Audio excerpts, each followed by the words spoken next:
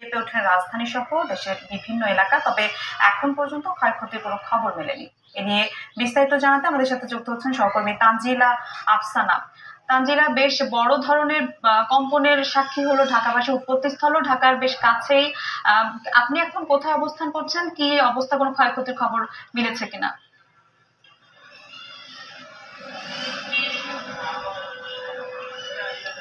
মিলা, আপনি জানেন যে আমি কিছুক্ষণ আগে কিন্তু এখানে ভূমিকম্প অনুভূত হয়েছে ঢাকার বিভিন্ন এলাকায়, এছাড়া দেশের বিভিন্ন স্থানে কিন্তু ভূমিকম্প অনুভূত হয়েছে। এবং আমি এখন বর্তমানে রয়েছি মিরপুর 14-তে, এবং এখানে আমরা দেখতে পাচ্ছি যে একটা ভবনে, প্রিন্স বাজার নামে একটা ভবন রয়েছে, সেই ভবনে কিন্তু ফাটল দেখা দিয়েছে। এবং আপনাকে যদি বলে রাখি যে এই যে ভূমিকম্পটা অনুভূত হয়েছে, এটি কিন্তু নরসিংদী জেলার মাধবদী পৌরসভায় কিন্তু এটি মূলত এই ভূমিকম্পের উৎপত্তি স্থল। এবং এখানে কিন্তু এখানে অনেক গার্মেন্টস রয়েছে, এবং এখানে যারা গার্মেন্টস কর্মীরা রয়েছে তারা কিন্তু অনেক আতঙ্কের মধ্যে বিরাজ করছে। এবং তারা কিছুক্ষণ আগে আমরা দেখেছি যে যখন ভূমিকম্প অনুভূতি হয়, আমরা পাশেই ছিলাম মিরপুর 13-তে, এবং সেখান থেকে কিন্তু এসে আমরা দেখি যে এখানকার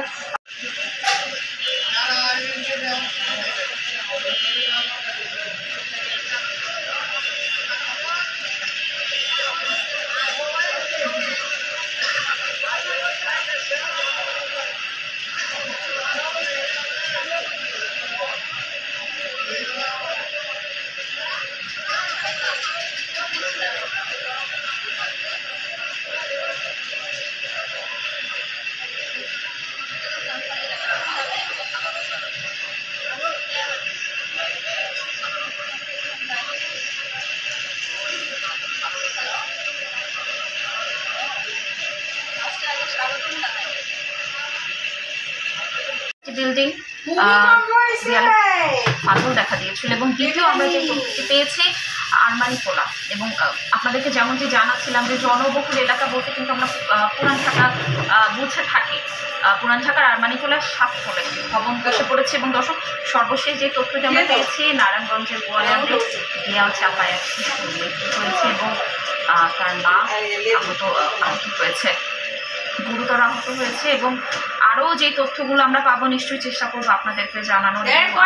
একটু বলতে চাই যে আজ সকাল 10:38 থেকে 10:39 দিকে এই ছুটির দিন অর্থাৎ শুক্রবার রাজধানী ঢাকা সহ দেশের বিভিন্ন স্থানে তীব্র ভূমিকম্প অনুভূত হয়েছে। এবং দর্শক, একটু যদি পেছনের দিকে যেতে চাই যে চলতি বছরের 5 মার্চ রাজধানীতে কিন্তু মাঝারি ধরনের একটি ভূমিকম্প অনুভূত হয়েছিল, কিন্তু সেই ভূমিকম্পের তীব্রতা আসলে আজকে সকালের যে ভূমিকম্প ছিল নিশ্চয়ই এরকম ছিল না। এবং রিক্টার স্কেলে আমাদের কাছে যে তথ্য রয়েছে, এই ভূমিকম্পের মাত্রা ছিল 5.7, কিন্তু অনেকে বলছে এর মাত্রা হয়তো আরও বেশি হতে পারে।